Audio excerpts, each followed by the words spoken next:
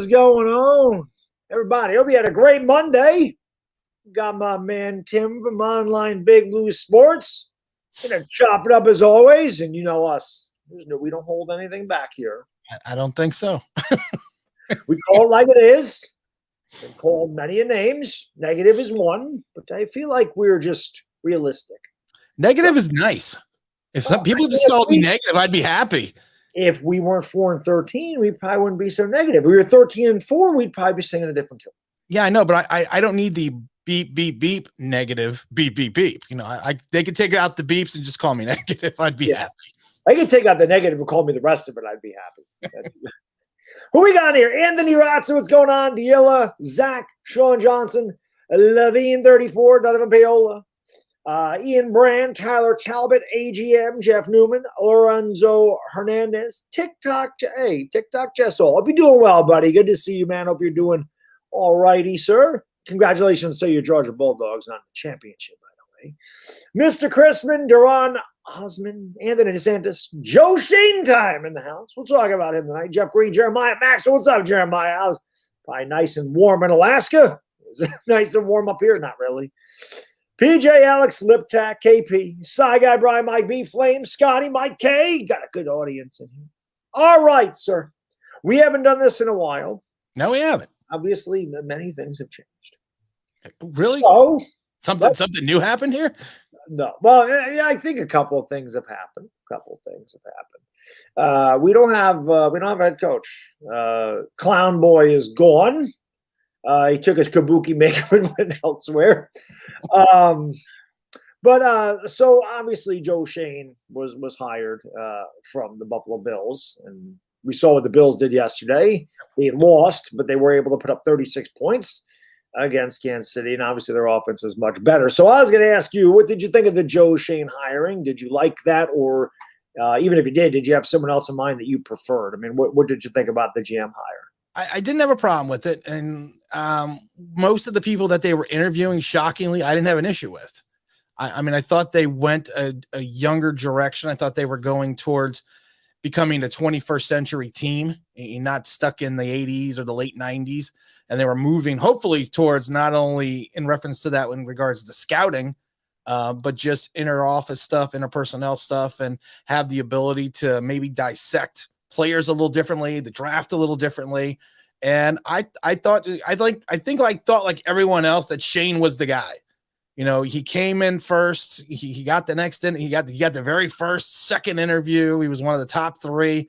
I was a fan of Ryan Poles because I do like the Eric Bieniemy connection, and I know there's a misnomer that Bieniemy doesn't call his plays, but he's been calling the play since the end of 2019. Before then, he was just installing the offensive game plan, and Andy Reid was calling the shots. But he's been calling the plays now for 2 years, so I think that he had a much better pedigree, and a much larger resume than Joe Judge did as a special teams guy. So I really kind of like that connection. But like I said, I think it's the right direction. I think it's the right move. I find it interesting that he also made him basically vice president of operations. So they not only gave him the GM title, they gave him that operational title. So, I mean, hopefully he's going to move people out like Kevin Abrams, maybe find some different positions for different Maras within the organization. What did you think of John Mara's press conference?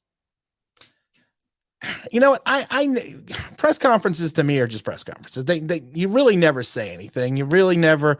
There's nothing that he said or didn't say that stood out like a shocking statement. It is what it is. I mean, he's going to say things that he wants people, to either rally behind the team. I found it interesting what he said about Chris Mara, that he's a wonderful kid, wonderful guy, he's a wonderful evaluator, but he basically doesn't have any authority.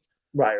So, I mean, besides that, like I said, it's as you know, I'm not a big fan of the press conference. I don't think you win the press conference. I don't think you lose the press conference. I just think it's what someone takes away from it at that point in time. Right. And everyone reads something differently into a press conference.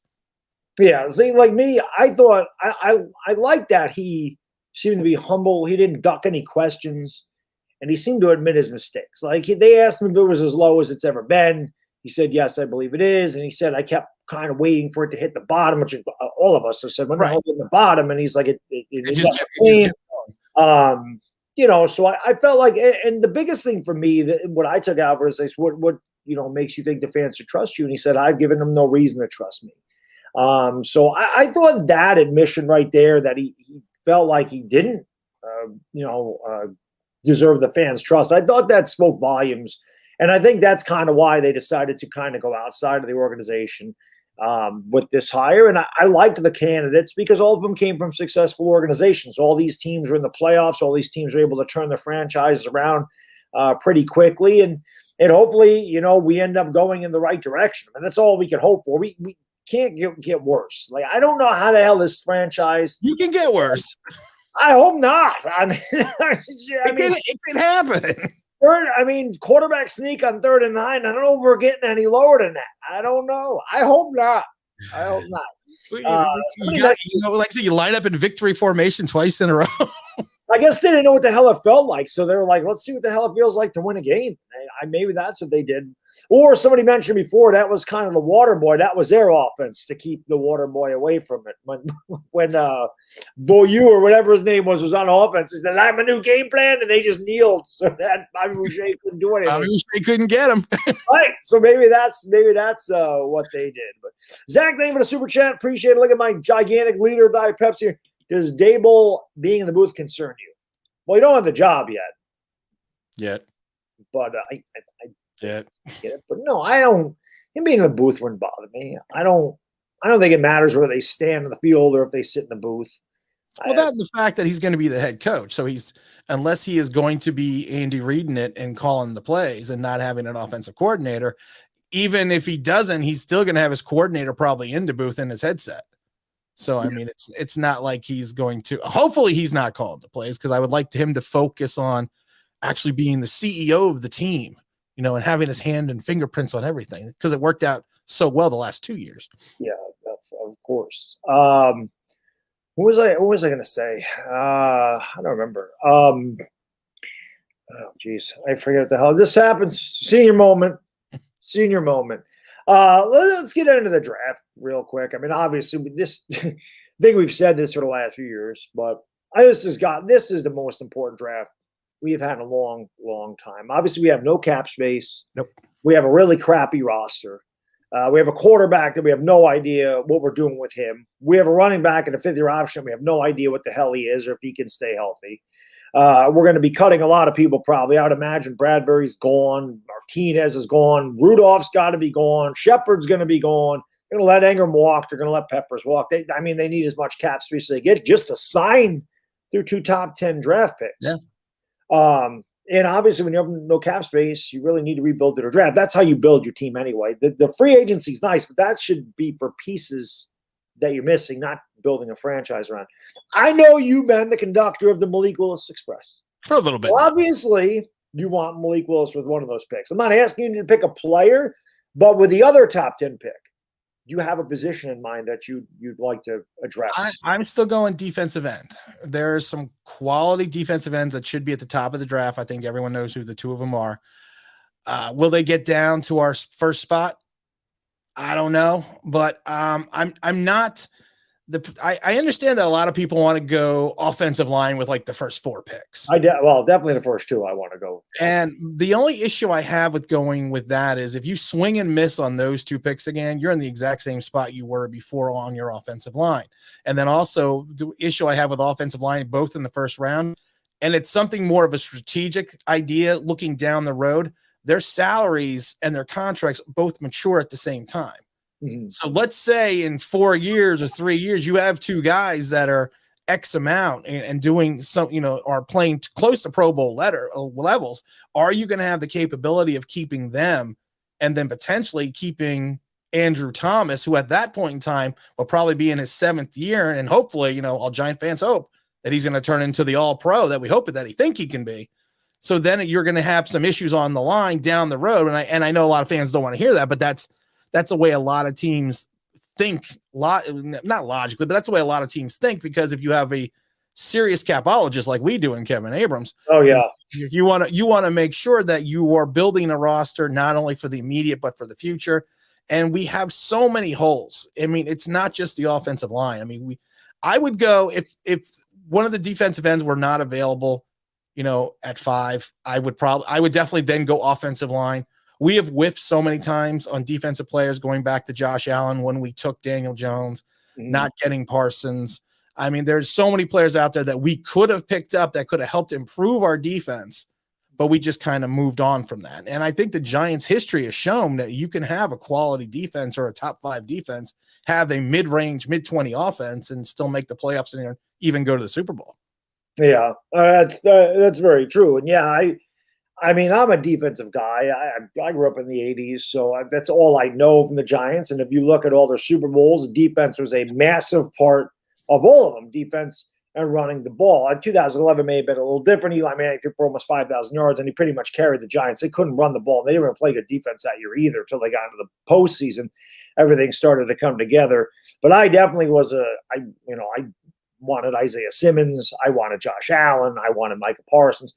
But this year, I guess for me, looking at the offensive line, just thinking to myself, it's really bad. And, I mean, you look at the offensive line right now, we have Andrew Thomas, and then I don't know what the hell we have. Will Hernandez probably going to come back here. We don't know what Nick Gates is going to be. You certainly don't want Billy Price. Solder's going to be gone. Matt Parrott sucks. I mean, there's really there's nothing on this offensive line. So, to me, if we are going to draft a quarterback, I would like to get, if they were going to take Malik Willis, I would like to get him some protection someplace. But you also forgot Shane Lemieux. Oh, I forgot all about Shane on the roster. I forgot all about Shane Lemieux. But I mean, you definitely, if these guys are really good at their job, you can definitely get linemen in the second and third round. But like I said, I've been an advocate for defense forever, and just watching how bad the offensive line is, the inability to run the ball, the inability to be in second and manageable, third and short so many times, and having our quarterbacks in third and longs and they get killed on the pass rush. I'd like whoever the hell the quarterback is to have some protection. I would hate to see us take a Malik Willis, not protect him, and then have his growth stunted because he keeps getting destroyed. I know he can scramble, and I understand that, but you don't want him running for his life every time either and ruining the kid's confidence. So to me, I really need offensive linemen, in my opinion. And again, if Thibodeau fell down there or Hutchinson fell down there, you can make a case for that, right, without a doubt, because you could take a lineman at 7 if you want to do. Or I mean, there's a lot of things the Giants can do here this year, and maybe they go offensive lineman, defensive lineman in the first 2, and maybe they take a couple of third-round picks and a second-round pick and move back up into the end of the first and get Malik Willis. I mean, I don't know what you never know where these guys are going to go. You're going to do all the mock drafts. Daniel Jeremiah is going to do 19 mock drafts. It's like the weatherman. They're going to give you a forecast every day until it happens, and they still don't know what the hell is going to happen. So I don't know, man. Like I said, I've always been a defensive guy. But my thing, though, is especially with Malik, and this is what some people have the misconception of. I don't think he should start right away. I'm an advocate of actually sitting him the entire season, unless he has to play, because of the fact that that is a big bottle of Pepsi. It is. I was like, damn, it is. I don't even know how big this is. 1.25 liters. 1.25 liters. Like someone's gonna be. I won't sleep if I drink that whole thing. I was like, damn. But my thing is, I want to sit Malik. I want to find a stopgap. I know a lot of people talk about Marcus Mariota, but he's going to probably want $7 to $10 million at least just to leave the Raiders. I'm actually a fan of bringing in someone like Mitchell Trubisky just to be a guy for a year and just kind of hold the place and have Malik play at certain times. And you can still then build the offensive line at that point. You can try to find some low-end free agents, because that's to your point, that's all we're going to have. I mean, I think I did it a couple of weeks ago, and if we cut X amount of players, we could get $16 million with 33 players under contract. And that's not getting rid of Bradbury or getting rid of anyone else, but just getting rid of the ancillary guys such as Sterling Shepard and Riley Dixon in a band of others. But then the problem is you're leaving yourself with $16 million in 2 top 10 picks and 33 men on your roster. I mean, that's going to be, and like I said, everyone seems to forget when they do their cap analysis, you have to worry about the rookie pool. Now we have a better idea of now we know what the rookie pool is going to be. You need to worry about the rule of 51 until the end of training camp. So there's so many different nuances about that number, because that number is going to change. But I think if you could probably find not decent, but good enough offensive linemen for right now in free agency. And like I said, if you go later in the draft, like I said, if I go the second round or third round, depending who's there, because that's the other point. Whoever is there at that point in time that's what you're going to end up picking. Because I hope that Shane goes with, the best talent available, because there are so many holes on this roster that if, let's say, even let's say a safety drops in the second or third round that may have gone in the first two, we should be looking at that talent, because we need to build, because like a lot of people, when we looked at the roster last year, a lot of people looked at it and said, okay, we have this, this, and this, and we're fine. Now I know, because like when we're talking about being called negative, I went through a whole bunch of things. I said, the Giants are a team of ifs. And I said, if this person does this, if we do this, if this happens, I actually ran off like 30 ifs. And then someone says, I don't think you like our roster. And I said, well, actually, now that I think about it, I don't. And to your point, this roster is going to be worse. Mm-hmm. So to me, I don't want to just pigeonhole the position and say, okay, we're going to do 3 offensive linemen in the first 3 picks, because they may not be the best picks available when we have holes. I mean, Swiss cheese has less holes. You're right. You're definitely right about that. You mentioned a stopgap. Daniel Jones. In my opinion, he could be a stopgap. He ain't making that much money this year. They're not going to pick up a 5th-year option.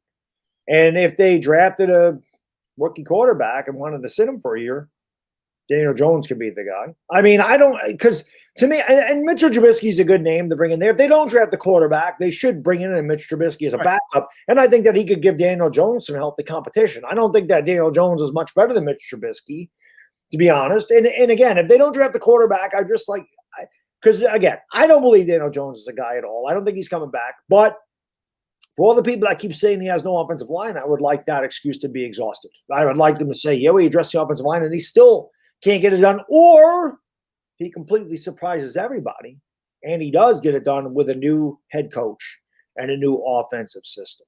I mean, who knows? Just imagine how good Joe Burrows would be if he had an offensive line.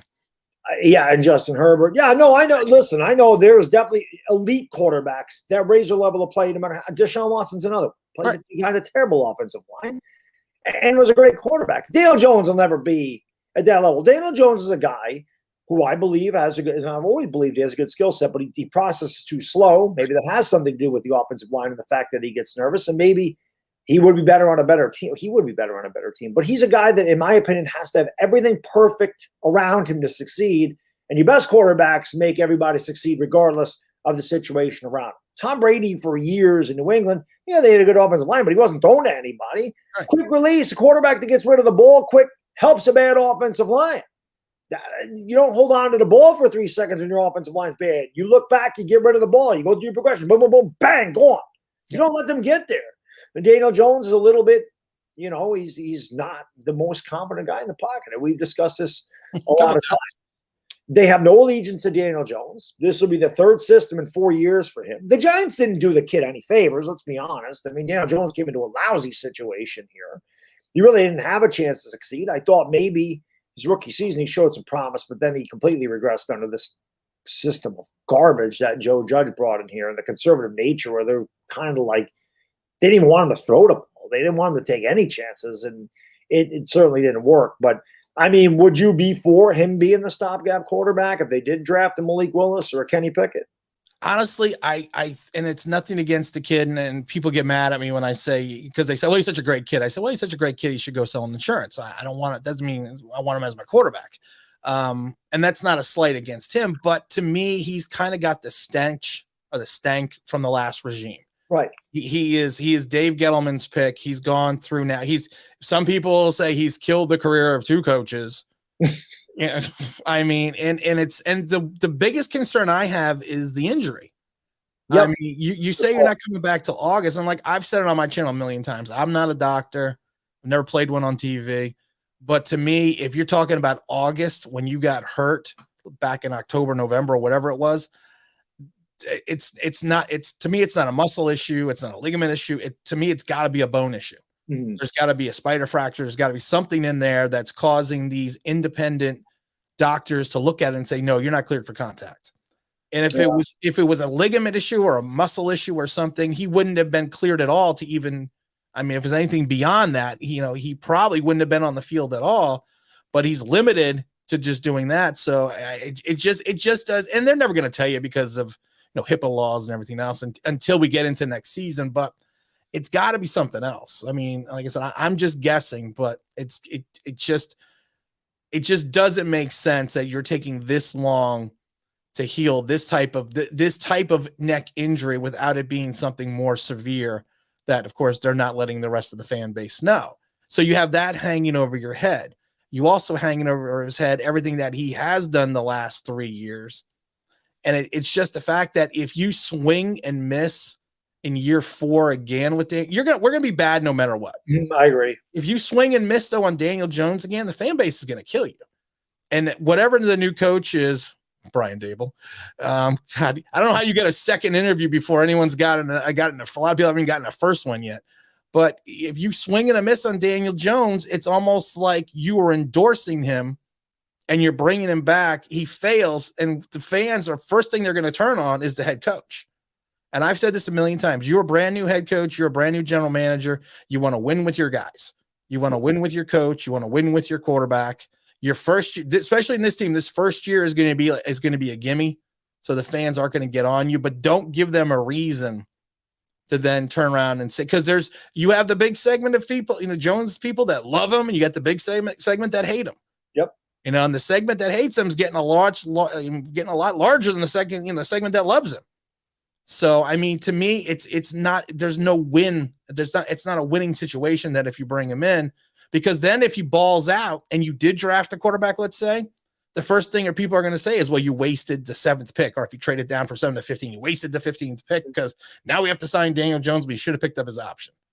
Right. So, I mean, and like I said, I look at things also because I've been in NFL locker rooms and meeting rooms. It's also a lot of times it's a perspective. And a lot of people will think, well, coaches and teams don't think about the perspective. And that's not true. They really do. They understand that there's certain winnable situations and there's certain situations that you put yourself in that it's not a winnable situation. It's a no-win situation. And I kind of think that if they're starting anew, bringing back your quarterback from the last 3 years is probably not the smartest thing. It would be the giant thing to do. Yeah. But it maybe is not the new giant thing to do.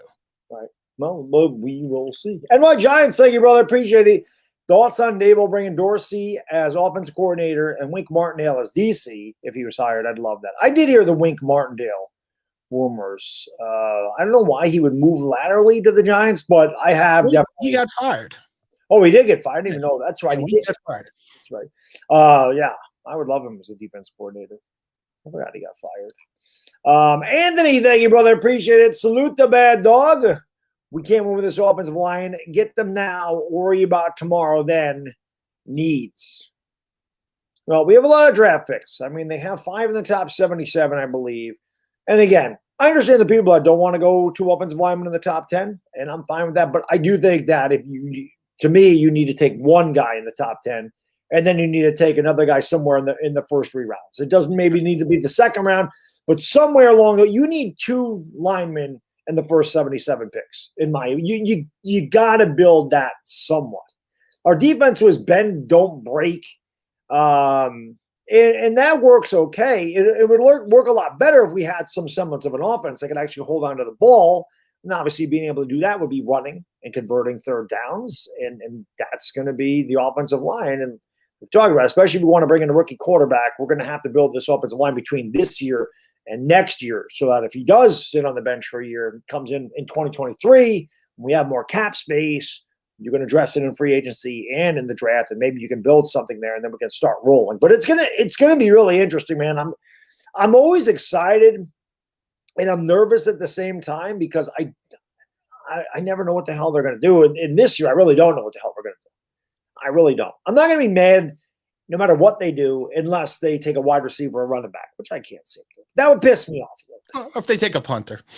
Yeah, if they take a punter, that wouldn't be the brightest thing either. Although, honestly, Riley Dixon absolutely sucked. That'll save us $3.25 million. He'll be gone. And anybody, let's bring Sean Landetta back for all I care. I mean, he can't be worse than Riley Dixon was this year at all.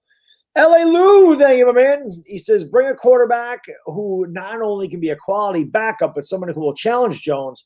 Someone like Bridgewater, better stopgap. Well, I mean, if they don't draft the quarterback, I would imagine that is what they would do. And Trubisky is definitely a guy that they have mentioned. And again, I think it'd be good for Daniel Jones to have healthy competition. I also think it'd be good to have a serviceable backup that can actually win you a game and not just come out and embarrass the franchise and have no shot at winning, which is what Glennon was, what, 6-25, 6-26 as a starter? Yeah. Yeah. I mean, going back to Tampa, man, I actually remember his rookie season in Tampa. And it was one of those things that he was losing all the time. Then he gets the contract to go over to Chicago, the big contract to go to Chicago. And I mean, like I said, I understood the idea was they were thinking they were getting a younger backup than Colt McCoy for less money. And then it turned out that Colt McCoy actually took less money to go to Arizona. And he played well. Yeah. Yeah, he had some good games when he was there. Emma, thank you for the super chat. I appreciate it. Josh Allen is a perfect quarterback. He is damn good. That game, that's probably the best playoff game I've ever seen. I've seen some good ones, but the frantic nature of the last 2 minutes of that was unbelievable, which prompted me to put on Twitter, I think in overtime, both teams should possess the ball once. Then I had people say, whoa, they blew a lead with 13 seconds to go. They blew that. Yeah, I get that. Josh Allen didn't blow that lead. And number two, how often does that ever happen where you blow a lead with 13 seconds to go? Yeah. But if it's a game that's 35-35 or 38-38, and you don't blow a lead with 13 seconds to go, say a team has the ball 3.5 minutes to go, they drive down, they tie the game with a field goal, and then the coin toss they go down, score a touchdown. It's not bad.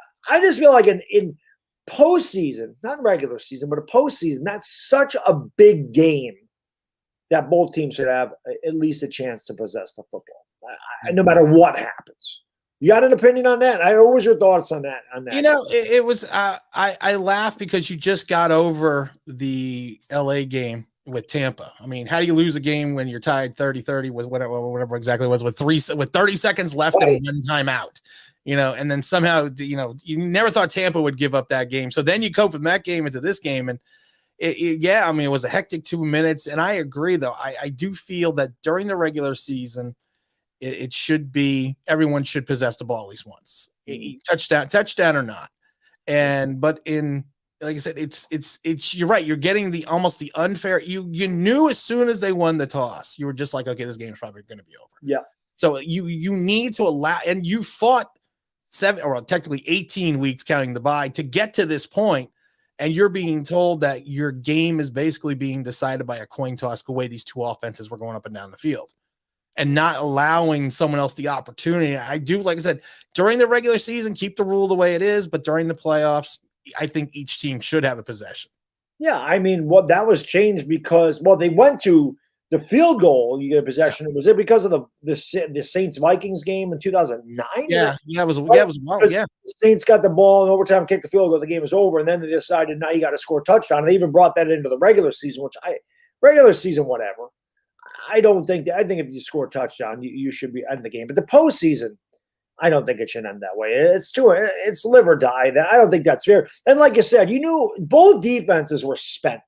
They couldn't stop anybody at that point. So you knew that Kansas City was going to go down and score. By the way, we're talking with Tim from Online Big Blue Sports. You guys have not subscribed to him. Link is in the description below. It's the first thing there. So make sure you click on that.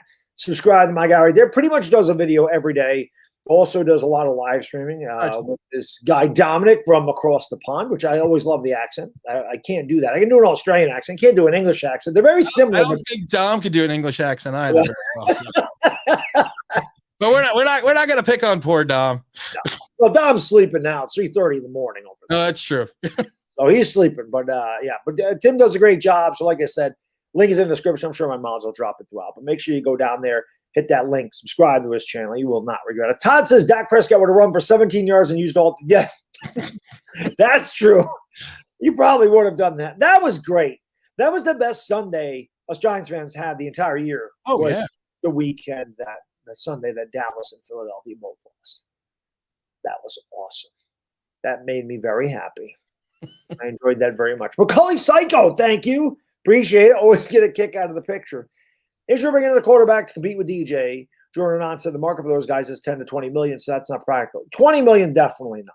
No, you can't do but that. They're going to have to bring in somebody. They're not going to keep Glennon. They're certainly not going to keep Fromm unless they plan on drafting a quarterback. I don't think 10 million would be out of the realm. And I think Mitch Trubisky would be at the lower end of the 10 to $20 million range. Teddy Bridgewater may be closer to 20 million, so he might not be practical. But I mean, yeah, we don't have a lot of money. So if those guys are asking for 15 to 20 million, we're not going to be able to afford them. It probably will be somewhere between 8 and 12 million, I would imagine. So again, it'll be interesting to see. But the fact that Gettleman and Mara and company put us in, or I'm sorry, Abrams put them in such a financial bind here certainly doesn't bode well for the future at all. Not until 2023 when we get out from underneath some of these contracts. They could cut Leonard Williams in 2023, and it's not going to hurt us that bad. So there's the one good thing about the contract is just 3 years. So we're able to get away from King of the Almost sack. You know what the worst thing is? I had to retire. How dare you question Joe Judge? Yes. I mean, and also you had to retire Jason Garrett. Scapegoat. I got it. And it was so funny because on the last stream, so many people were upset because I was like, I have to retire it. And they're like, no, why? I'm like, well, because it doesn't make sense anymore. I said, I'll bring it back once in a while. But I mean, it's it's just one of those days. Yeah. Well, you'll come up with those sound bites for the year this year. Sure. Oh, yeah. Well, hopefully they're all going to be positive. Yes. That'd be nice. That's my thing this year. It's positivity. And I told people that. We're always positive that they give us a reason not to be. And unfortunately, that's right out of the box every year. Rocket scientist Mahomie. He's part of the EOC. And he says, don't let the school quarterbacks go to totally determine how they're doing the league. Yeah. I went to Texas Tech. Big boy Josh Allen, who I owned, went to Wyoming. Yeah, Texas Tech is a good school. I was talking to my brother-in-law about this yesterday. Pat Mahomes is really good at Texas Tech.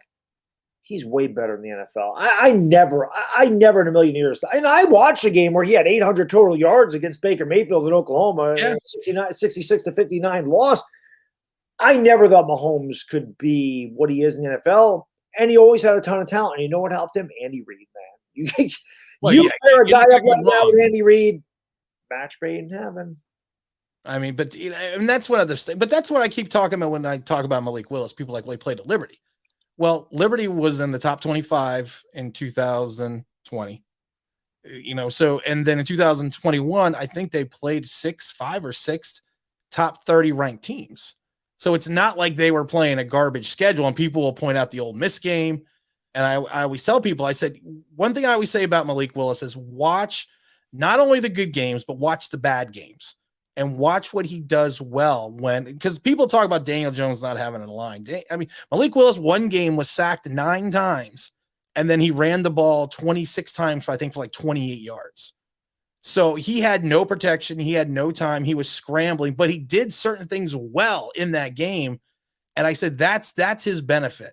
That even when he's having this horrendous day, there's still moments. There's still gleams of hope that he's going to do something. He's going to turn something around. I think the biggest difference between his 2020 season and his 2021 season was he tried to do too much in 2021.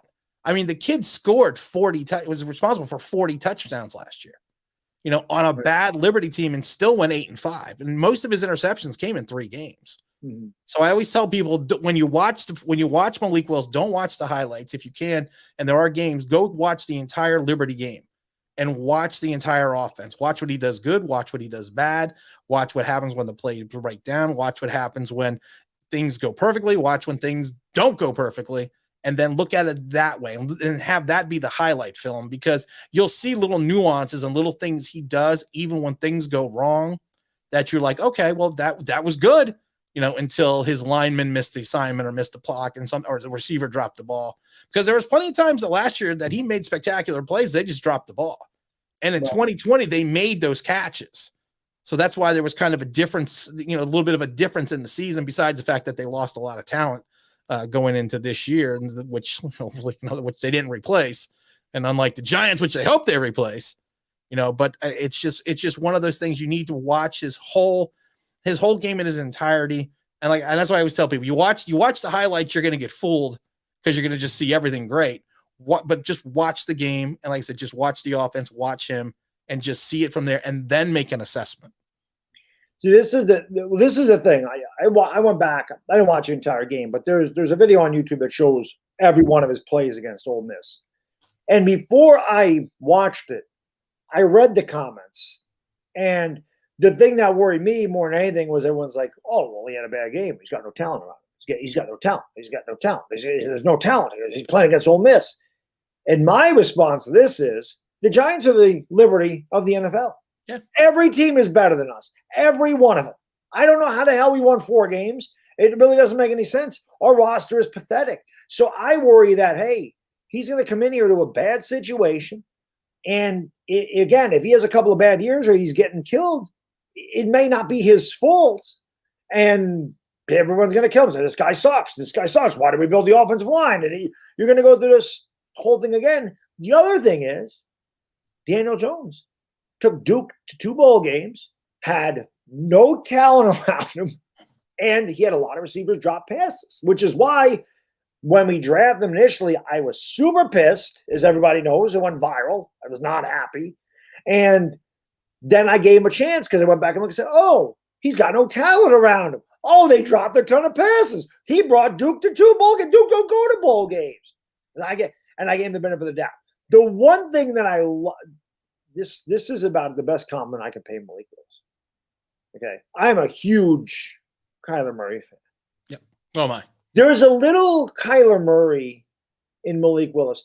The ability to throw on the run with the hip torque and the strong arm, that is Kyler Murray. And when I saw him do that, I go, that you can work with that.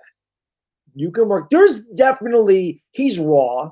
Oh yeah, no. There's definitely talent to work with there, and if they do go in that route, you would hope that a guy like Brian Daboll, if he's the head coach, whoever they decide to go with, you would hope that they could develop him. Because when Josh Allen got to this league, he was not good his first couple years. Turned the ball over a ton, extremely inaccurate. He completed like 52% of his passes.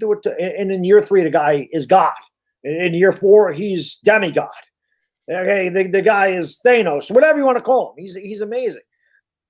So that's going to be, if that's what they want to do, and it's very possible that they do, because like I said, this is a new regime. They have no allegiance to Daniel Jones. He's in the last year of his contract. What the hell are you hanging on to him for? Right. You're not bringing him back. So it's going to be interesting. But that's the one thing I really do like about Malik Willis, because unlike Daniel Jones, he is a scrambler. Daniel Jones, like you've mentioned before, all of his yards come on design running plays, but he's not good at climbing the pocket. He's not good at escaping pressure. He's not a scrambler. He's mobile, but he's not a scrambler. Malik Willis is mobile and a scrambler. So we'll see.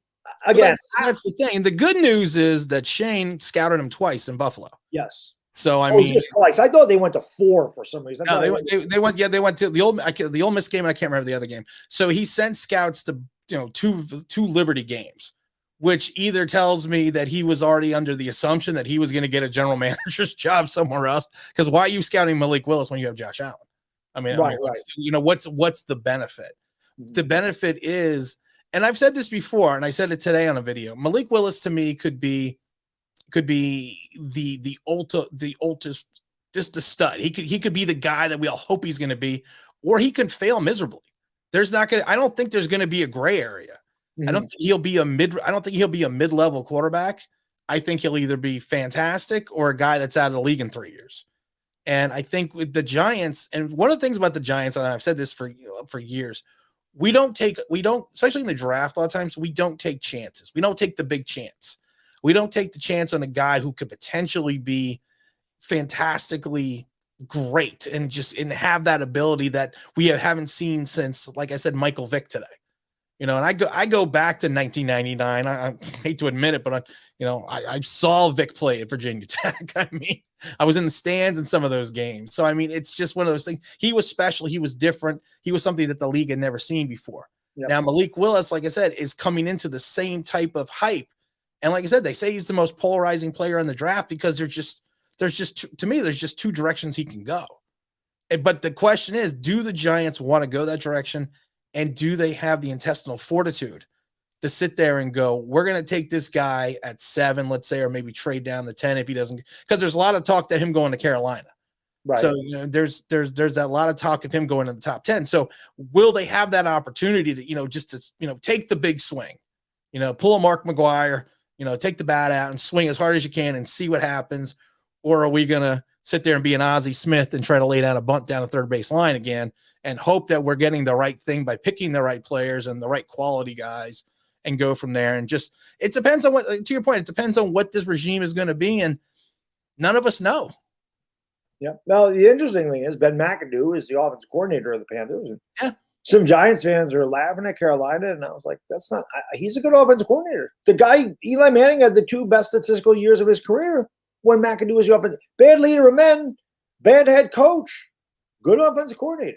So if they do go Malik Willis, perhaps he can get the best out of Malik Willis, or if they roll with Sam Darnold, maybe he can get something good out of Sam Darnold. It's going to be interesting, though. It should be a very interesting offseason for sure. V-Man, thank you, brother. Jets fan, he says, please hire Daboll and complete the trifecta of bald New York football head coaches. Also, make the Bills weaker. The trifecta of bald New York head. Well, Joe Judge wasn't bald. Pat Shermer wasn't bald. Tom Coughlin wasn't bald, right? None of those guys are bald. Is that what the Jets coach? Well, he's saying that. Oh, New York football. Oh, that's right. Well, I see what he's saying now because the Bills head coach. Yeah, I got you. There we go. Hey, listen, I got confused. On the quick one, there's a problem. Yeah. Well, I know he wants to make the Bills weaker, and that I don't blame him. But I think they will. I mean, the GM and the head coach have to work together. That's why I think Daboll's got the inside track. I mean, I'm sure that's who he wanted. And if it was Poles, it would have been Bieniemy. And if it was Peters, it would have been somebody else, So, Chris, thank you, brother. Appreciate it. If DJ doesn't get cleared for contact, then what? Good question. I mean, I think the Giants want to know that as well. I mean, when do you think, though, and I know it's the crystal ball thing, but when do you think they're going to try to figure out a decision on what's going on with Daniel Jones medically? I mean, they probably get updates at least weekly or biweekly. But going into free agency, going in the draft, I mean, there has to be some assessment before we reach those pinnacles of the season or the start of the season about what our quarterback is, because I can't see us going through free agency, going through the draft and saying, well, Daniel Jones will be ready by training camp and then have him not be. Yeah. I think they'll address it before the draft. I don't think they're going to look for somebody in free agency to take Daniel Jones' spot. Like I said, I think they're going to get somebody as a backup, but I don't think, and that they can get a backup and still say, the hell with Daniel Jones, we're going to draft the quarterback too. That's also very possible. But it's going to be interesting. But yeah, and I don't even think about that until you mention it. And I mean, I know it's in the back of my head, but I never even thinking about, because I'm just assuming he's going to be healthy. But obviously well, you know what they say about people that make assumptions. And it's a neck thing. This isn't a hamstring. This isn't a groin. This isn't a rib or an oblique. I mean, this is your neck. It's that serious. So, and he has not been able to get through an entire season healthy. So there's a lot of questions. And yeah, if they draft the quarterback, it's not going to surprise me one bit. I would love them to be able to trade back and get some future draft capital, including a first-round pick and another. Yeah, obviously, they would get a first-round pick and future first-round pick, hopefully, maybe a second, to get the quarterback down if that's what they were going to do. I'd much rather get a quarterback in the late teens, early 20s than at 7. Right. But if they that's their guy, they're going to go with it. That's so it's going to be. I can't wait. I'm always anxious for the draft. It's the end of April. I'm on vacation. Weather's nice. It's fun. It's NFL Christmas. We get to unwrap all our shiny new toys. Tyler, thank you, brother. If you could hire a head coach, who would it be? Harbaugh. That's exactly what I was about to say. I've already volunteered to go to MetLife, get a Brinks truck full of money, and drive it up to Michigan, and just dump it in Jimmy's driveway, and just go, hey, here you go, dude. This is from the Maris. Come on down. Yeah, I would love Harbaugh, but it's not going to happen. I think he's going to Vegas. he wants a ton of power, and the Giants aren't going to give him that. But yeah, if we could just snatch a guy up and say he's our head coach, it would definitely be him. L.A. Lou, thank you, brother. I appreciate it. It's a fun time for Giants fans because the possibilities abound. GM, head coach, offense coordinator, defense coordinator, possibly a roster overhaul with cuts, trades, draft picks could be a dramatic change. I live the Fisher to McVay. Yeah. And that's it, L.A. Lou. It's going to be exciting, but it could also be disastrous if we don't make the right moves, which happened in 2019. Fans were like, okay, we got rid of McAdoo. It's about time we got rid of Reese. Reese had worn out his welcome here. We were excited, and then that happened. You got your new quarterback? You got your quarterback. You got your outstanding running back, most talented running back is. You got everything going on. You get extra draft picks for Odell Beckham. And hey, that sounds like it's going to work out real good. When did that happen? Yeah, it didn't. No, it didn't. It worked out good for Joe Shane. That's about it. Didn't work out good for anybody else. Worked out good for Leonard Williams, I guess. I mean, Dave Gettleman traded for Leonard Williams, which made no sense. Yep. And then obviously he had to pay him because he traded for him. And how are you going to justify trading him when you're 2-6 or whatever the hell they were, and giving up draft picks for Leonard Williams and then letting him walk? Again, he compounded the problem because of his ego. Although I said, listen, you got to pay Leonard Williams. We have nothing. I'll tell you, the Leonard Williams thing, obviously, they gave him a lot of money. They could have went elsewhere. But the thing that, the one contract, there was 2 contracts I didn't understand. And one of them happened before free agency, when they extended Logan Ryan, right, 3 years, $30 million. Didn't understand that. I felt like they drafted McKinney. Why are we giving him 3 years, $30 million? And then they give Kyle Rudolph an extra $12 million. It's $42 million. We don't need either one of those guys. We probably could have kept Zeiler and Tomlinson had they not made those picks. And that's those extensions and signings. And that's what Gettleman did wrong. He never chose the right guy. And the other thing is, and I think the Logan Ryan situation, though, I think the Logan Ryan was more of a Judge thing. It's almost like the Nate Ebner situation that, he's the Judge guy. He went to the Judge pizza party after Judge got fired. So he was the guy that was going to, Daniel Jones and David Sills, 3 of my favorite players. Yeah, I mean, it was just one of those things that I think he wanted to have a locker room presence, Joe Judge's, outside of Nate Ebner, someone that was going to be his ear, someone that's going to be his lead. Because everyone knows I love Nate. Because Nate's my guy, man. I mean, I don't know how the hell if he can make an NFL roster, I think I can. So that, I can take up a spot and not do anything. Yeah. I just think I didn't like the signing, but I understood the logic from the coach's perspective that it was his guy. And the whole Kyle Rudolph thing, I hated our free agency class. I got blasted because I hated every one of the picks, every one of the signings. I broke down, I thought, to a point that just kind of proved why it was a waste of money. And if you looked at Kyle Rudolph, his last 2 seasons in Minnesota, he was already under decline. Yeah. And then we're going to pay him money with an injury. And then when the injury is disclosed, we're going to say, no, we're still going to sign you. We're not going to try to renegotiate this. Oh, that'd be crazy. Why would we do that? And then bring him in. So, Gettleman dug his own hole. He dug his own grave. But like I said, Logan Ryan, I can understand from the coach's perspective. Kyle Rudolph, I don't understand. I didn't understand Leonard Williams. I said give him $11 million because I said the same thing. You're in the league for 6 years. The first 5 years you're this. 1 year you're this. I can't forget these because more than likely you're going to revert back to this, and that's exactly what he did. And so that's why I was proponent of letting him walk, keeping Dalvin Tomlinson, and finding something else in free agency. And kind of moving on from there, because I always felt that, to me, Leonard Williams is a paycheck player, and Leonard Williams plays for Leonard Williams and not the Giants. He disappears when we need him the most. He gets his his coverage sacks, and then he makes him seem like he's the greatest player in the world. He's Aaron Donald to himself. Right. People on the outside perspective, you're like, no, you're the Leonard Williams for the first 5 years of your career, and that's what you're. It's not a slight because he's in the NFL and he plays well, but I never think he's going to ever approach the pinnacle of that one season.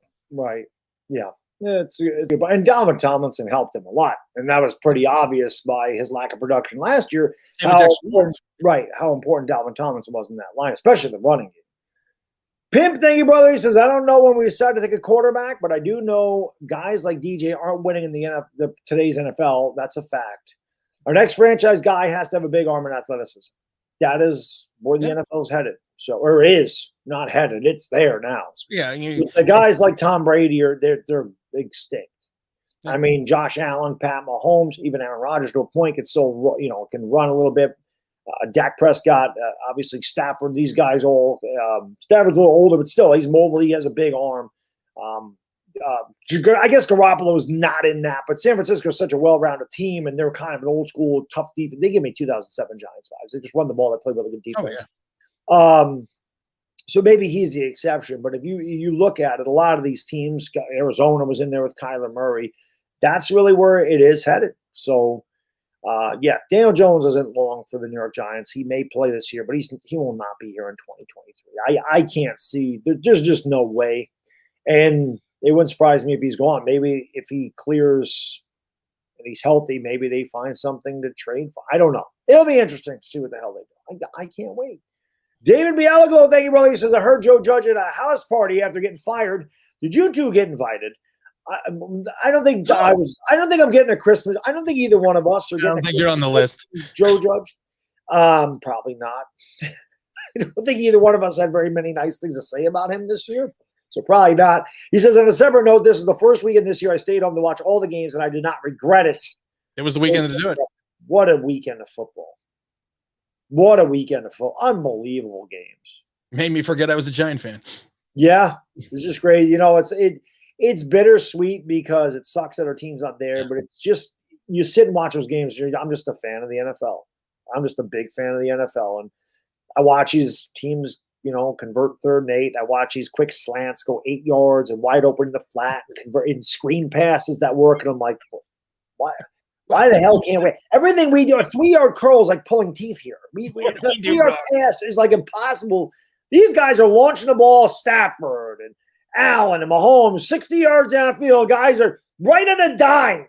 Yep. And we can't throw a 3-yard curl on a dime. Well, what kills me is the fact that Tom Brady, when he beat us, at one point, he was just throwing 3-yard passes. He was throwing off the line, behind the line. He wasn't throwing the ball more than 3-4 yards.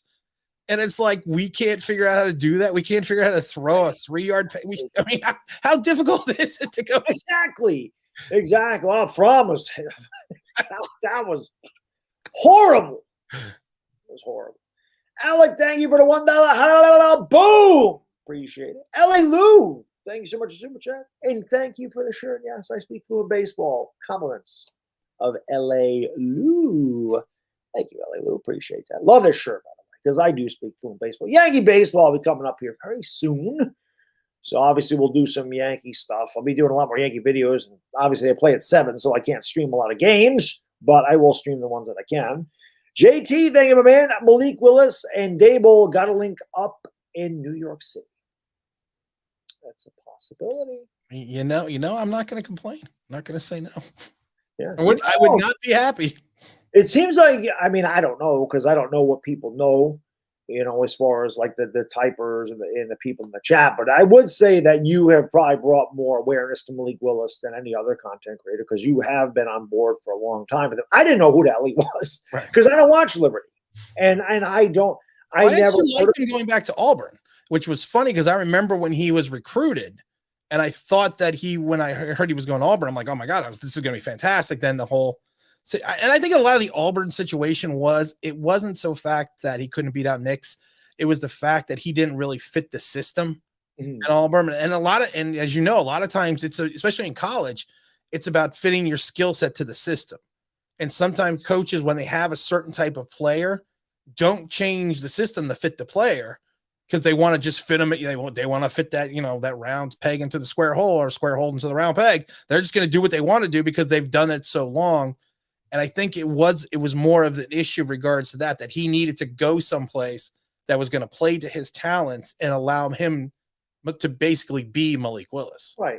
And it makes sense. I mean, Same thing with Kyler Murray. I mean, he was at A&M, and then he walked on to, and Kingsbury knew who he was, which is why Kingsbury wanted him. They didn't care that they drafted Josh Rosen the year before. They're like, that's a mistake.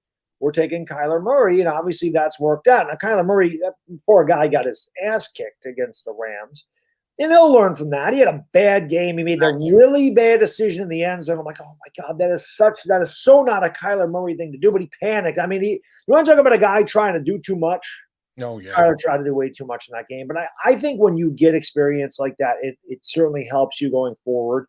And hopefully for him it does. I love Kyler Murray. I mean, the dude, I wanted the Giants to draft him. And like I said, that's one of the nicest things I could say about Malik Willis is the ability to throw on the run with the hip torque and the strong arm. That is what I loved about Kyler Murray.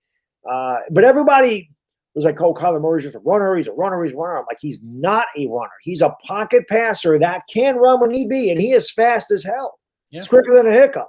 But he's a pocket. He doesn't look to scramble. Even against the Rams, I tweeted out, I'm like, if they're going to win, he has to run because he had no time to throw. There was nothing he had nothing. He had no lanes. I mean, he was.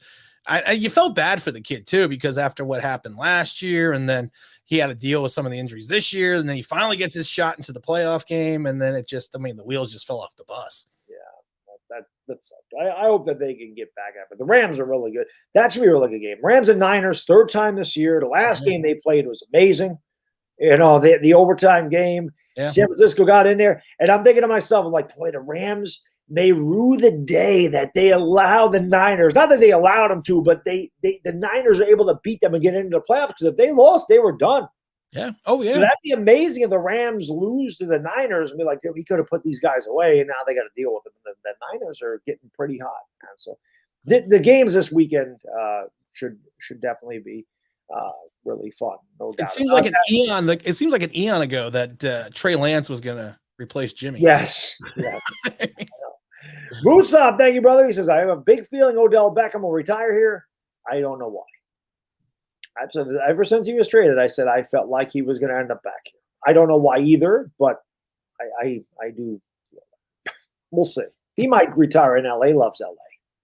He loves it. And I'm happy for him. I'm happy that he's doing it. I mean, it's one of those you don't wish anyone ill because they were your team and they were on your team. They went someplace else and starting to succeed. But I mean, and all the crap that he went through in Cleveland. I mean, it's I guess it's nice to be back in the sun again. Yeah. And listen, we traded him. It's not like he turned us we had a big contract and he decided to go somewhere else. He didn't turn us back on us. We turned our back on him. Yeah. So I'm happy for him. Eric, thank you, my man. Appreciate it. He says there's a rumor going on saying if Brian Daboll were to get hired as head coach, they could bring in Wink Martindale. Yeah, we mentioned that earlier. I would love that. I would love that too. I wanted Wink when they hired Joe Judge. Yeah, that was the guy. That was the guy I really thought they were gonna, lean toward. Well, I wanted Eric, but of course Eric Bieniemy, he was in the playoffs and was going to the Super Bowl that year. And like I said, I understood why the Giants didn't want to wait. But if there was a difference between waiting and getting Joe Judge, I think I might have waited a little bit. Yeah. And even Merrick kind of came out and said that. He said that, if they probably should have did more of their due diligence. Yeah, he was hasty. He said they were hasty when they did that. And again, I thought he was very candid and honest in that interview. And I was like, you know what? That's what fans want to hear. We want to win, but if you can take accountability for being bad, you're going to get a lot more respect, which is why I could not stand Joe Judge. There was no accountability. He just kept throwing everybody else under the bus. Well, it's not my fault. Like you said, it is. It's completely narcissistic. I can do no wrong. And I kept saying all year, Joe, you can keep throwing them bodies under the bus. It's just slowing the bus down, but that thing's going to run you over eventually because you're going to run out of bodies, and that's what happened. Well, it's actually going even back to Pat Shurmur. I hated Shurmur, and everyone knows how much I hated him. I didn't like him either. If he won, he was the smartest coach in the world. He was, it was Lombardi, Shurmur, Madden. He lost. It was everyone else's fault but his. Yep. And then he had this sullen attitude that, how dare you ask me that question? Yep. I did everything right. Everyone else did everything wrong. And then it was just amazing to me that we went with another guy. And that's probably why I think in some ways, because someone asked me, why did you hate him from the press conference? And I was like, because everyone's like, you just loved him in the press conference. And you came out and you said you hated him. And I said, I didn't say I hated him. I said, you know what? The press conference is great. Don't win the press conference. Win me some damn games. I said, my biggest concern was all I heard was coach speak. All I heard is the things that you want to say to get people excited. And that's what you do in a press conference, to get people excited about you.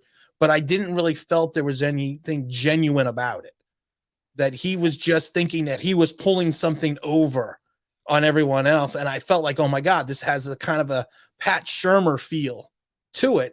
And that's why I was kind of like, I'm a little leery of this guy. Yeah, he got me. I mean, I definitely bought into it, and I think part of it was we've been bad for so long. This is where he got here, and I'm like, you just want to believe so bad.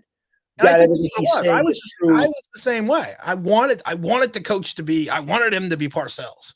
I wanted him to be Coughlin. I would have taken Allie Sherman. I wanted something. But like I said, it just I don't know, it just didn't feel right. The funny thing is, everything he said, he was an aggressive talker. He talks a tough game, and then he went on the field. He's a complete bitch. Like, we're going to punt the ball 4th and 3 from our opposition's 39. We're going to play field position, and we're not going to go for it, and we're not going to take shots, and we're going to run quarterback sneaks on 3rd down and 9 when we're 4 and 12 down 3-0 and have nothing to lose. Like, what was he scared of? Throw the damn ball down the field. Your punter sucks. So if you throw a 60-yard bomb and it gets picked off, it's better than a punt. Play field position that way, Joe. God almighty, just talking about him, you can see the blood start. I get a yeah, I get adrenaline starts going. He ticked me off so much because I'm like, will you do something different? This isn't working. Right. Joe Judge is the type of guy who say, go find a corner in a round room and he'll keep himself occupied for 3 days. You don't know what the hell he's doing. He's completely lost.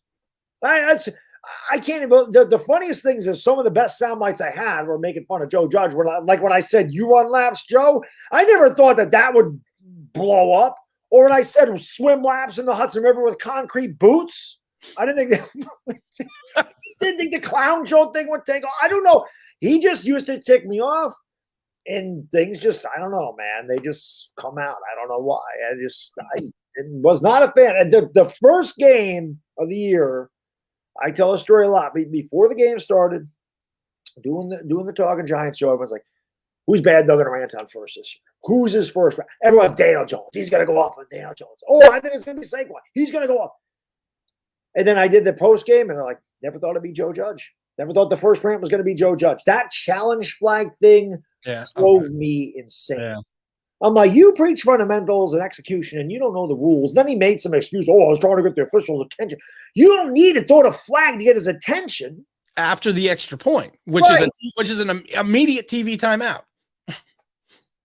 Whatever. We don't have to deal with him anymore. Go get drunk, Joe. Go. And he gets another job, though. Let me ask you this, too. Okay. This damn dude gets millions of dollars. He's drinking Coors Light. Can you get a better beer, sir?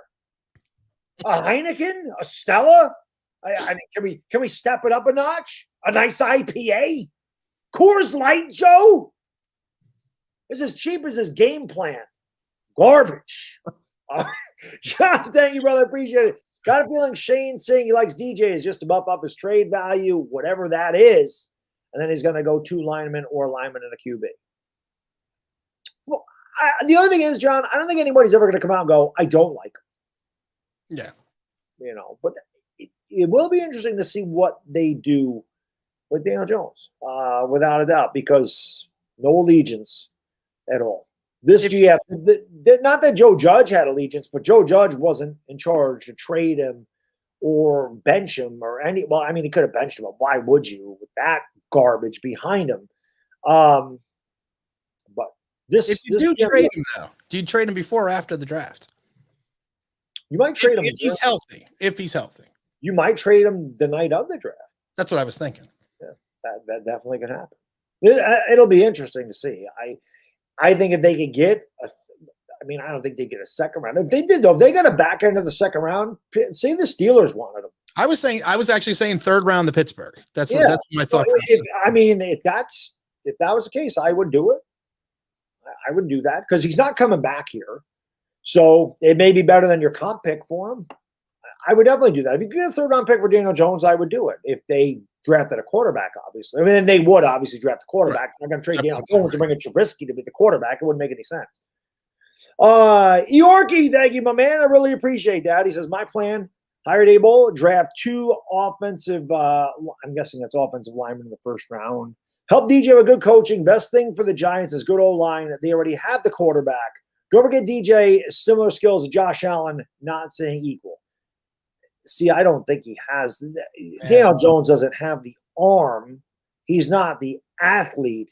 And more importantly to me, he doesn't have the IQ in the middle of a play. Josh Allen he's one of the best quarterbacks in the league. Daniel Jones can run, and I think he's accurate down the field, but I would love Daniel Jones to succeed. I don't have any ill will towards Daniel Jones at all. I can't compare him to Josh Allen's skill set. It's not close. I don't think it's close. But maybe he is the quarterback. I don't believe he is, but if he's here for a year and they get a good offensive line around him, they believe he is. We'll see. But I can't put him in. I can't say his skill set is close. Yeah, I don't see very many similarities. There's not many that have. They're both tall. I mean, like Mahomes, Herbert. I mean, Josh Allen is a special. But yeah, you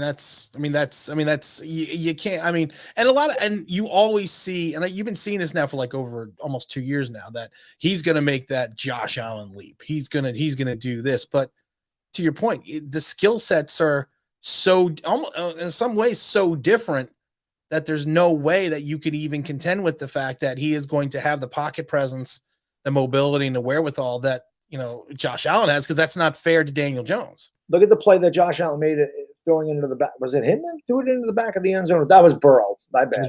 Yeah. But there's another one. There's another special quarterback. I wish Daniel Jones. I wish I could look at Daniel Jones and say he does have the skill set of Josh Allen. It just hasn't been developed yet. But I just don't. Nice. I don't see that with him. I just don't see that. Josh Allen like I said, he is a special quarterback. That kid is really, really. I never thought he'd be that good. I never thought Josh Allen would be this level ever. He's amazing. Irish, thank you, brother. Appreciate it. How do you guys think our cap issues will impact any progress Joe Shane will be able to make during free agency? Love the content.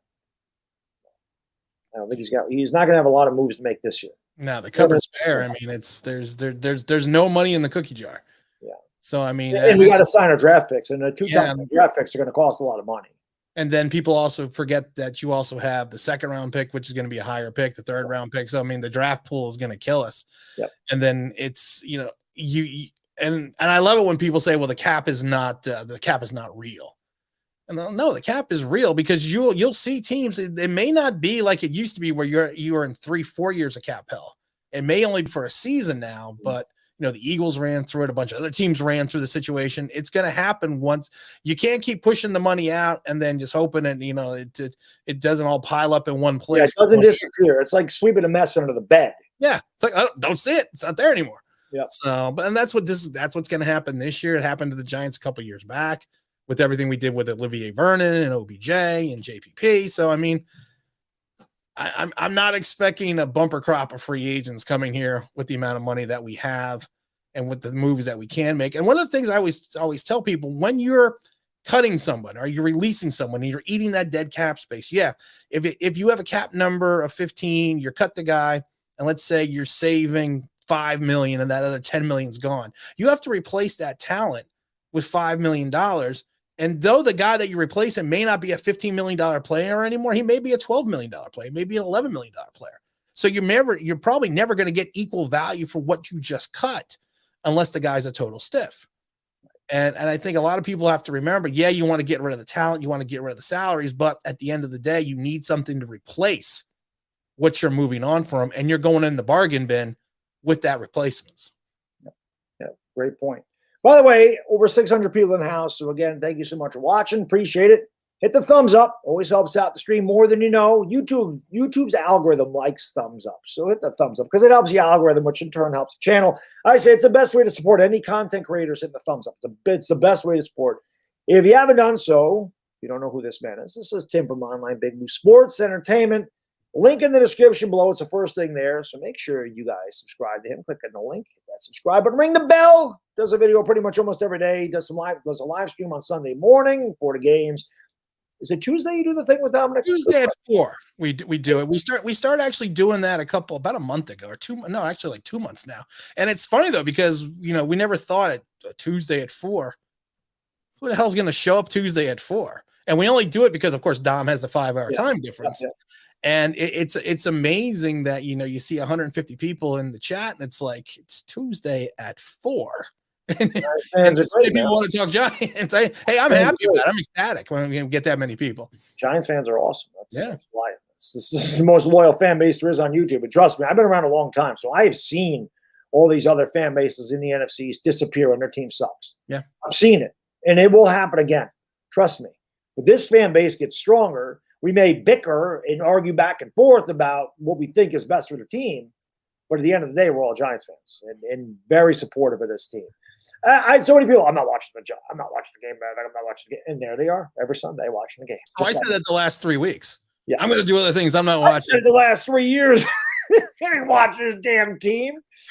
Rocket Scientist Mahomie, thank you, brother. He says, Playoff Allen had 9 touchdowns and only 12 incompletions. That's insane. Yeah. Zach, thank you, man. Appreciate it. All aboard the Willis train. Ultra Light Vic. It's the Zach attack. It's the Zach attack. Ultra Light Vic. Maybe Joe just should have coached him because he's a big Coors Light fan. Maybe Joe should have watched this. Ultra Light Vic was from my video today because I actually I compare him to Vic Original, and I actually did 2 beer cans. So he's not Vanilla Vic, as Daniel Jones was dubbed. No. He's Ultra Light Vic. Yes. Joseph Clark, thank you, my man. I really appreciate it. He says Baddog and Tim, 2 of the best Giants content creators. Thank you, buddy. We appreciate the compliment. My man, dire Giants fan. Thank you, brother. He says, many look forward to the rants.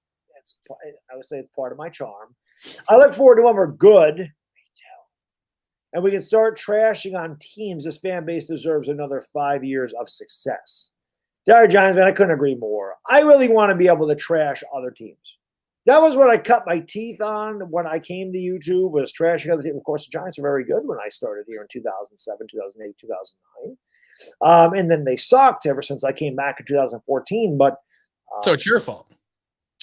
Yeah, I guess it's my fault. Yes. I gotta blame somebody. Couldn't be Joe Judge. You don't have Joe Judge. How dare you question Joe Judge? How dare you question Baddog? Oh man, that's the new sound effect. It's Baddog's fault. There you go. I'll take the blame. Throw it on my shoulders. I can take it. I can take the heat. I get heat all the damn time anyway, man. People love to criticize me. It's part of the fun, man. Listen, if you ain't got haters, you ain't reaching a big enough audience. When people start hating on you, you're like, oh shit, I made it. I made it. People going out of the way to hate on me. I'm like, all right, I can work with this. Grim Silo, thank you, my man. He says, get Daboll, get Trubisky to compete with Jones. Winner is stopgap. Collect assets for next year, trade up, and draft a quarterback would mirror 17-18 Bills plan. And they may do that. Yeah, I mean, if that's the philosophy, I'm down with that. Yeah. This guy don't like Malik. Dealer says Malik is O'Doul's completely useless. Everybody's got their opinions. He's one of my fans. Oh, yeah. God. He's one of the people that love me. I got it. Kaveh says if your quarterback needs a perfect situation, seriously, how good can he be? DJ is a trash can. Yeah, he does need everything to be perfect. I want him. And yeah, I want a quarterback. You're probably not winning a Super Bowl with that quarterback. You're going to win a Super Bowl with a guy that can elevate. And to your point, Tim, you mentioned Malik Willis can do a lot of bad things, and then you see him turn around and do a lot of good things. That was Eli had those games. Yeah, Eli would have a game where he threw 11. You'd be 11 out of 26, 3 interceptions, but you're down by 4 points with 2 minutes to go. You always felt like he was going to win, no matter what had happened previous. When the game was on the line, you felt good about. You felt it was a win with Eli. You never wanted to leave the room. Right. Daniel Jones, when we were down by X amount with 2 minutes left, I just left the room because there was nothing going on. Phil Simms was the same way. Phil Simms, after he got through his issues and he had the 84 season, and everyone knows what he did in 86. You never thought he was going to have that perfect game in the Super Bowl, and it was the perfect time to have it. Yeah. But you had a feeling that Simms, especially in the 86 season, he had so many bad games, but he had moments. And those moments were what you looked for, and you wanted the ball in his hands because you knew that in that moment something is going to happen. And the problem was with Daniel Jones is, when the moment came, some people, you excel in the moment. Some people go to the sunlight. Daniel Jones kind of just wilted. 86. Phil Simms turnaround game, the one in Minnesota. 17 to Bobby Johnson. And he threw for over 300 yards because he was really bad in the middle of the year. He was really bad. And that game, and I always go back to the America's game where when Simms says Parcells before the game against Minnesota, he says, Simms takes some chances. I don't care if he throw 4 interceptions. And the confidence that Parcells gave his quarterback to, hey, I don't need to play with any pressure. If I turn it over, my coach said it's all good. Take some chances. All good. It's all right. And then the offense took off. It's amazing what confidence from your head coach, especially a guy like Parcells. It was a tough, and he and Simms had a contentious relationship, but there was a massive amount of respect there between those two guys, and they were both very alphish. That's why they banged heads. Simms was tough as nails. Yeah. Simms doesn't get credit for. I know he got beat up at the beginning of his career, and I was too young to remember that. I didn't see him till '84 when he was actually started to take off. Like I missed him getting benched for Bruner, and he got hurt. So he came in 79. He got hurt, in the 79 season. He got hurt in 80 when they made the playoffs in 81. He was actually leading him to the playoffs, and then he got hurt again. Then he got he got hurt again in 82. Then he got benched for Bruner in 83. So there was no history that you thought Phil Simms in 84 was going to be the first Giant to throw for over 4,000 yards. Yep. There was nothing there. He showed moments, but there was, and if Daniel Jones followed that same trajectory as Phil Simms, I'd be happy with that. Yeah. Oh, hell yeah. Without a doubt. And I won $20 in high school from a Bears fan. I graduated in 94. And I told him that Phil Simms threw for 4,000 yards once in his career. He's like, no, he didn't. No, he didn't. I'm like, you want to bet? I'm like, he threw for 4,000 yards in 1984. No, he didn't. $20. The next day, I come in with an 86 Topps Phil Simms card. I said, read the stats in 1984. We're going to sell you $20? Yes, I guess you do, Bears fan. He goes, hey, don't get mad at me because you had no quarterback ever. The Bears never had a good quarterback. Well, they had. Well, yeah, okay. Who they had? Well, McMahon, but that's only because he won a Super Bowl. But that was really McMahon was okay, but he didn't last very long. Then Mike Glennon. They Nick Foles. They Mitch Trubisky. I guess, yeah. We're naming the top of your head. We're naming some good ones here. They had. Oh God, why can't I think of the guy that brought him to the Super Bowl? Oh, it was Rex Grossman. Rex Grossman. There we go. Hey, you forgot about Cade McNown? Come on. Oh, yeah, of course. They had a lot of good ones. Andy Dalton this year. Oh, yeah. Bill, thank you, brother. I appreciate it. After seeing Jimmy G get this far in the playoffs again, good organization, do well, period. Yeah. Well, good defense, too. And good running game. Yeah. And Elijah Mitchell's a 6th-round running back, and the guy's killing it. Yeah. And Kyle Shannon helps have a Kyle Shannon. It definitely does. Rocket Scientist Moby, Weed Wumphrey is going to sit on Leli Lapple. As members of the EOC, they put L's in front of all the names for loss. Will is going to piece out the existence of Lapple. Welcy going to truck him, then stiff arm Lapple Weekole. That's for Mecole Hartman, a W. Let me ask you about that, Tim. Because, again, I don't want to keep it too long. So, yeah, we're going to get out of here before 12. Because, like I said, I get talk to you till 3 in the morning. I don't want to do that because I got to get up at 5:30. And I took a nap. I was going to say, we're older, gentlemen. On the couch for an hour and a half. We did our beauty sleep. At least I do. It certainly hasn't helped over the years. But what did you think about the Eli Apple Twitter rant? What was this? So I made a video today, did the thing on Daboll, and then everybody wants me to tear into somebody. I freaking hated Eli Apple. Oh, so did I. I mean, I have a video. I have a video the day after we drafted him. And people thought my Daniel Jones rant was bad. I was worse on Eli Apple because this was the day after, and I was still irate. I never liked that dude. But I guess my point is, why now? Like, what the hell was he doing? And why are you talking about the Giants? Why are you worried about the Giants? I forgot. I didn't even know he was. I really did not even know he was in the NFL. Yeah, I knew that. Didn't know where he was. I did a video about Giants that are in the playoffs. That were Giants that were, former Giants that were not good enough for the Giants, but in the playoffs. And Eli Apple was one of the players, and people were like, I didn't even know he was in the league still. Yeah. And I said, yeah, he's actually had a pretty good season. I always thought he was too handsy coming out of college. I mean, why the kid also got a taunting penalty after the interception. I mean, yeah, because he told Tannehill he sucked or something. Yeah, he's just the way he's always been, but to hold such of a grudge and such an animosity over a period of time for a city and a team, and the way he did it to the Saints too. I would say what he did to the Saints to me was worse. Basically saying the city. Yeah. I mean, it's a kid that never grew up. It's a kid that the mommy takes care of. You know, she drove him to his first practice. Yeah.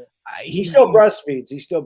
I saw that. He had. I mean, one scout even said they blasted the scout saying he had no life skills, and people were like, "Well, that doesn't matter in the NFL." Well, yeah, it kind of does a little bit. You have to have the maturity to be an NFL player, but to go on something a tangent like that against you just won a playoff game. Yeah, that's the AFC Championship game. Why the anger?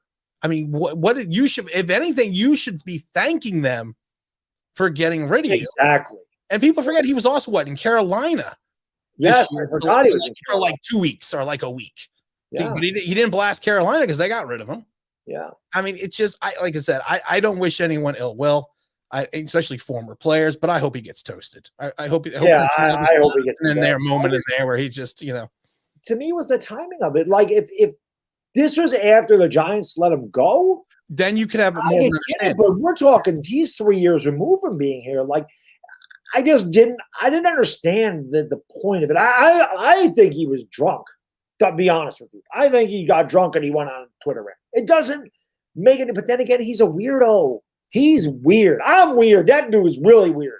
That dude, I said in the video, if he wasn't a football player, he'd be a serial killer. He's got mommy issues. The dude really does. There are mama's boys, and then there's that. Yeah. Where, like, the umbilical cord needs to be cut, ma'am. Okay? Eli, I don't know if he was having his time of the month. I don't know what the hell his deal was. But now I got to hope that I was rooting for the Bengals, but now you just got to hope he gets embarrassed. Yeah. I hope he gets. I want to see Travis Kelce just truck his ass.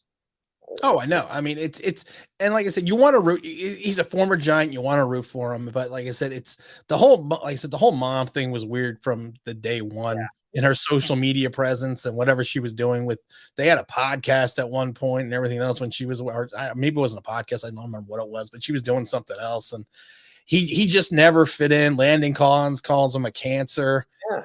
I mean, and like I said, and a guy that was never lived up to expectations. When he came out of college, first thing I said is he can't play with his hands the way he played at Ohio State. He can't play with his hands in the NFL that way. And he never seemed to have figured that one out yet. And even to this day, he hasn't figured it out. Agreed. But, yeah, I said the same thing. It was two hands coming out of Ohio State. I hated that pick. I hated that pick.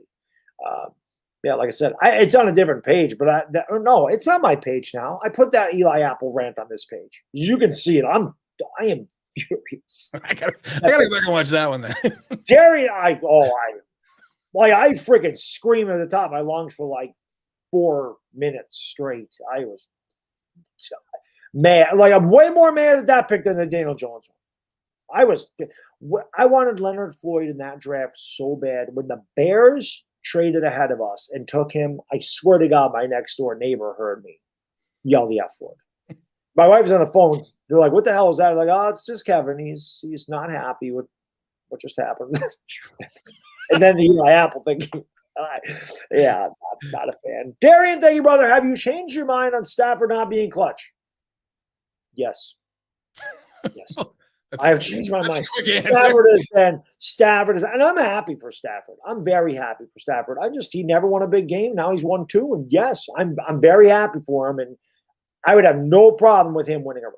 None at all. I would actually like to see the Rams take the whole thing. Yeah, so would I. I mean, like I said, you knew he was good with the Rams. I mean, excuse me, with the Lions. You knew it, and you knew a lot of what his career was going to be. You hoped it wasn't going to be a Barry Sanders type career, that it was going to be greatness, and then it was going to be no success beyond a couple seasons. So, I was very happy for him, and I was concerned as soon as he went to the Rams because, like, oh my God, you put him with McVay.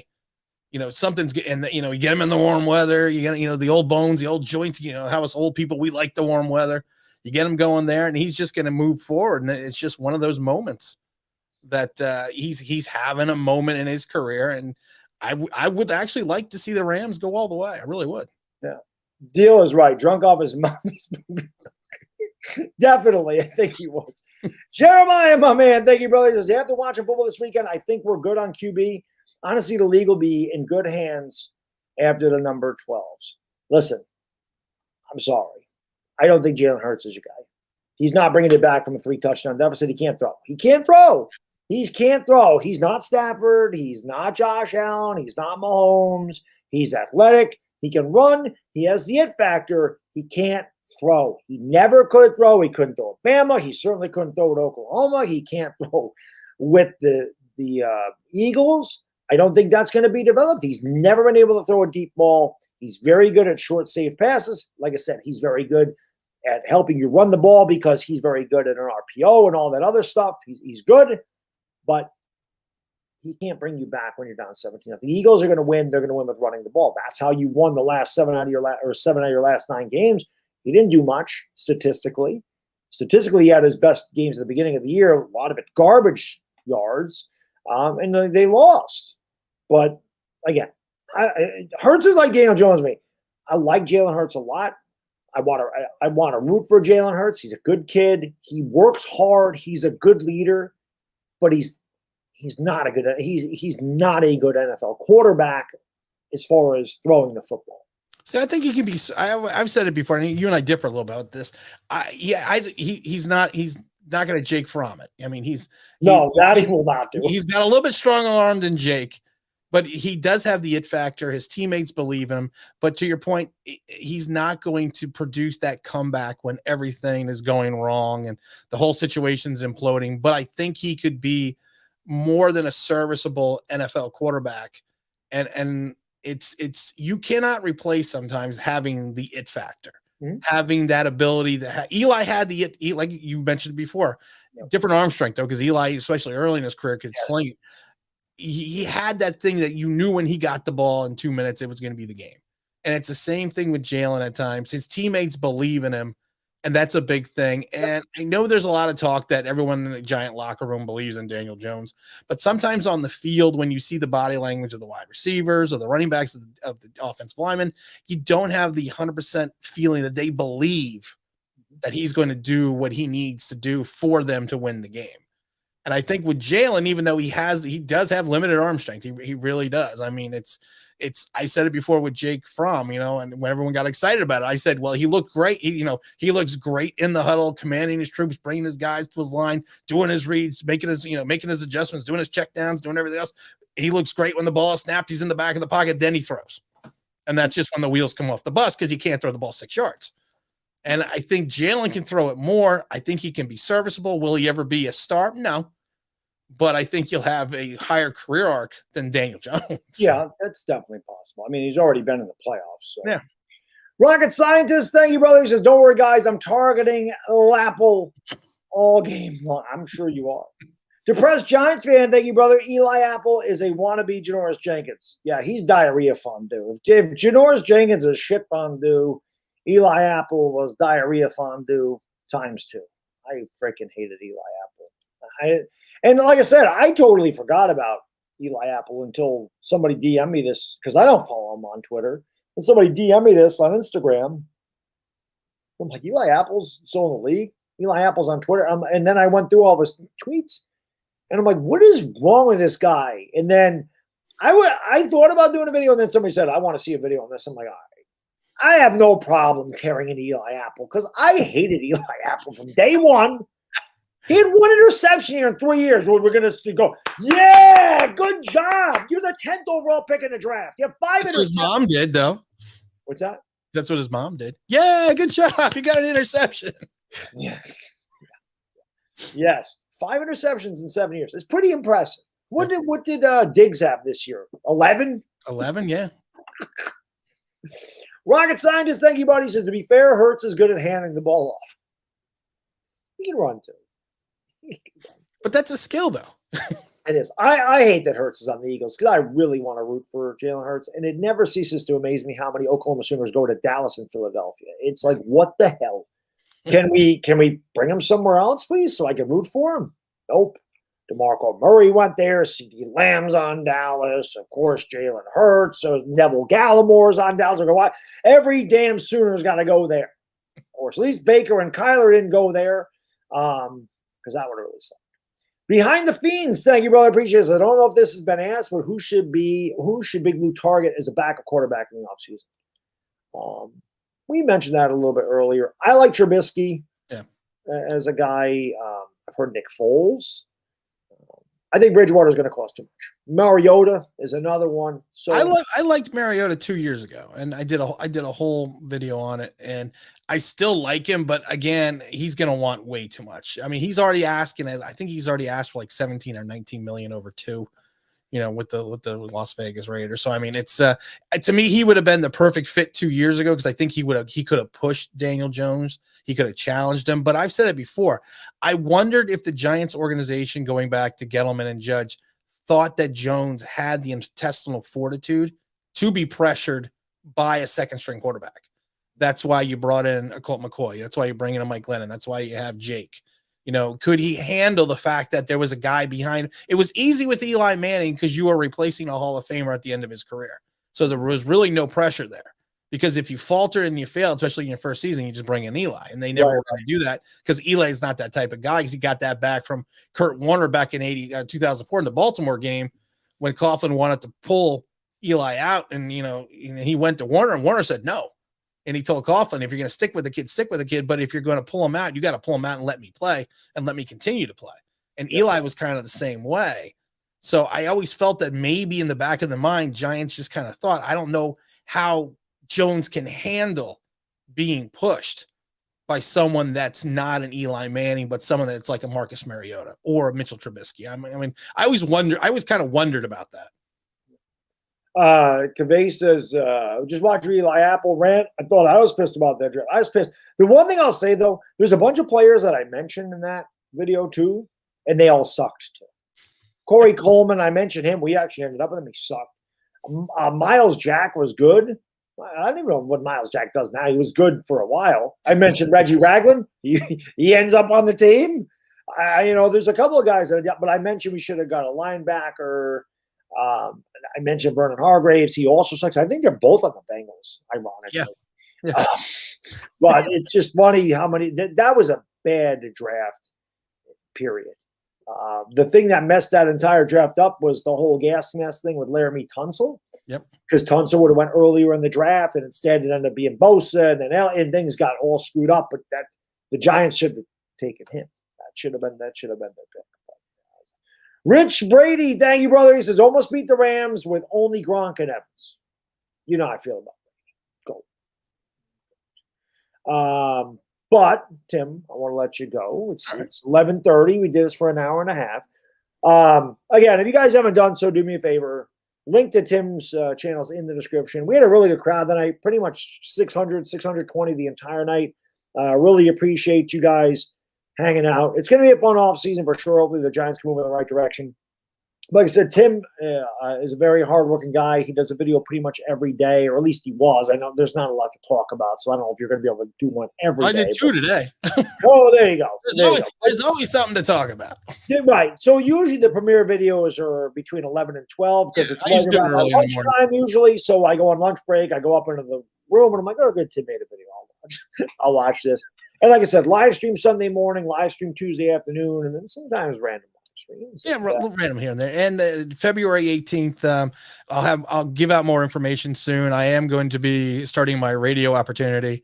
If anyone that's going to be up from 12 a.m. to 6 a.m., there will, as soon as I get the okay, we're still going through the background checks, I will be announcing where you can listen to that, what channel it's going to be on. They do have a streaming service, or they stream it on the radio channel on the radio website, so you will be able to listen because it is in upstate New York, and also really more broadcasts in the Canada. Sweet, I live in upstate New York. So, well, then you're going to be able to catch it. You should Well, be easily be able to share which channel it is. You said it's in the middle of the night? Yeah, I'm doing overnights. I'm doing overnight fill-ins. Perfect. So when I'm getting ready to lay down, I can hear Tim's voice and I can go to sleep to the smooth sounds of one online big news voice.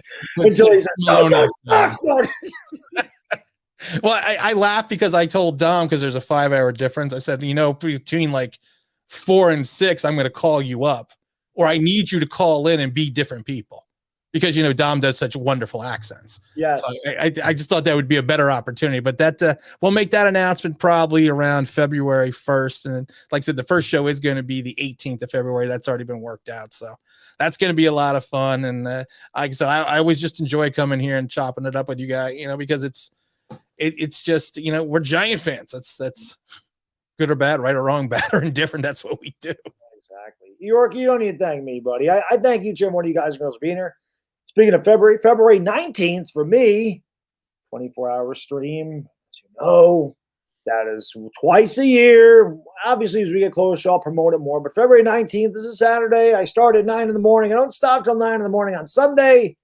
And half of any donations I get are going to JDRF this time around, Juvenile Diabetes Research Fund. So that is the charity of choice. This time, when we do it again in August, it'll probably be Wounded Warriors who want to do something for the servicemen and women of this country. Because without, you want to talk about heroes, you want to talk about people you should be thanking. I always appreciate that you thank me for making content, but without the men and women of this country that serve this country, I wouldn't be doing this. So they're the real heroes. Those are the people we should be thanking. So August, we're going to do something like that. Let me run through these real quick and we'll get out of here. Hey, Bob, thank you, brother. I appreciate it. Dallas sent it. You're welcome, Paisan, 49er Empire. We talked about your Niners. You remind me of the 2007 Giants. We know how that one ended. Really do. We know how that one ended. You remind me of that. The Rams-Niners game is going to be really, really good. Jeremiah, thank you, brother. Really appreciate it. Says Jalen is an enigma. The deficiencies are blatant, but like a co-host said, the intangibles give you hope. It's true, especially with guys like Dak Allen and even Brady developing their projections. And listen, he does have intangible. I don't think he'll ever be able to throw the deep ball accurately. He's really off, and he's either really underthrows it or really overthrows it. His deep post routes and his deep out routes are also. He struggles with that. I just don't know if he'll ever be able to develop that, but maybe he will. We'll see. Behind the fence, thank you, brother. Would Philly please trade us Mustache Minshew for Jones? It's another thing. We could have had Minshew for a 6-round pick. Howie Roseman outworks our guy. Tim, I want to thank you for coming on, man. I really appreciate it. Definitely want to work with you again, without a doubt. I'm glad we can do this. I know that our schedule's kind of, Well, and I think people should understand, because I get emails and things in the comment. When are you going to work with Baddog? When are you going to work with Baddog? It's like, well, I love it because I think our communication skills sometimes need to be work on a little bit, because I'll send you a text message or a DM, and 6 days later you'll respond. Yes.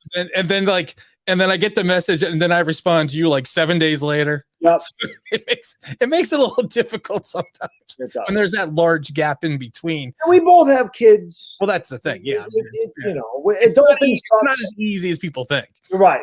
And we're both trying to grow the channels. We're both trying to put out content. It is difficult to sometimes link up, but obviously it's always worth it, because like I said, I love chopping up with you. I love talking Giants football. We're both guys that remember the 80s football and grew up. Well, you're a couple years older than me, but we pretty much grew up in the same era, and we kind of have the same opinion on stuff. And like I said, people may think it's negative, but I'm telling you, for 13-4, you're not going to get the videos that you're getting now at 4-13. It's just a fact. I'm not going to. If we started off 7-2 or 8-2 and then lost the game, I'm not going to come on and go, "Oh Jesus, these guys suck." That's not happening. It's not happening. So, but anyway, I do appreciate you guys, girls, being here. I want to get some sleep because I'm going to get up in 6 hours. Tim, thanks again. I really do appreciate it. One last time, if you guys and girls haven't done so, hit the like. It helps out the stream.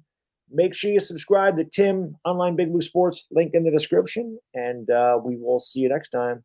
Go Giants. For Online Big Blue Sports, Tim.